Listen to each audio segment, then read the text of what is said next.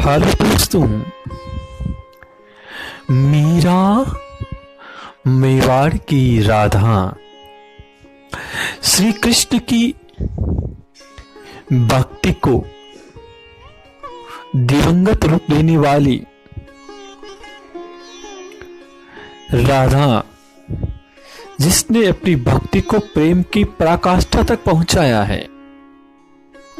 यानी कि जहां प्रेम भक्ति की पराकाष्ठा को पार कर जाता है और जहां भक्ति प्रेम की पराकाष्ठा को पार कर जाती है, बस उसके आगे एक द्वार होता है, वो परमात्मा का द्वार होता है।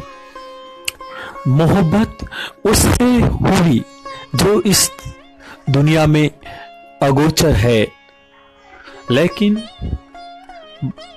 मोहब्बत की उस पराकाष्ठा को जीवंत करने वाली उस मीरा ने स्वयं गिरधर गोविंद को आत्मसात कर लिया।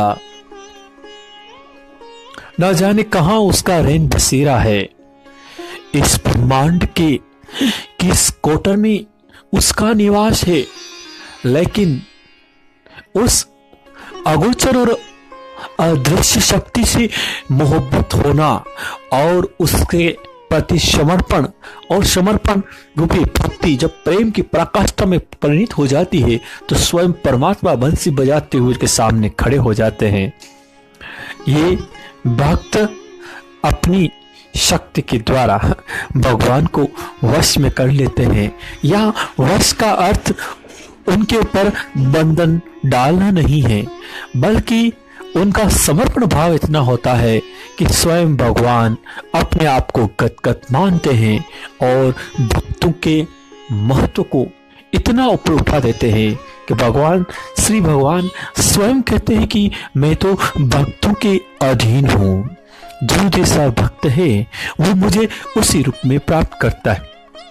मेवाड़ की उस बुलंदी पर जहां एक तरफ तलवारों, वीरता और स्वाभिमान का इतिहास रहा है, जी हाँ, वहीं पर वीणा के उस टंकार और सरगम के रागों के द्वारा अपनी उस प्रेम को भक्ति की पराकाष्ठा की ओर पहुंचाने वाली मेवाड़ की राधा मीरा, जिन्होंने जहर कटोरी पी करके इस वैश्विक पटल पर अपने उस प्रेम को इस प्रकार इतिहास में अंकित किया है कि जहां भक्त अपने आप का समर्पण भाव दिखाता है, वहां परमेश्वर भी उसके अधीन हो जाता है। दोस्तों, ये मेवाड़ भूमि जहां इसी लागी लगन मीरा हो गई मगन, वो गली गली हरि गुण गाने लगी। महलों की राजधानी को छोड़ करके हाथों में वीणा और खड़ताल लेकर पीतांबर धार कर गली गली में अपने मोहन को ढूंढने के लिए वो महलों की राजा भोज की महारानी मीरा मोहन को ढूंढने निकली है और उसकी प्रेम की पराकाष्ठा जगचाई हुई है।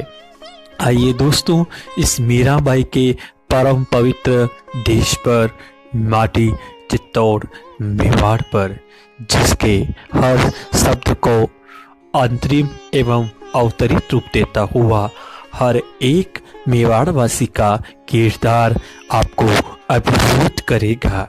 जय भारत, जय हिंद। आपका ओम भक्त मोहन।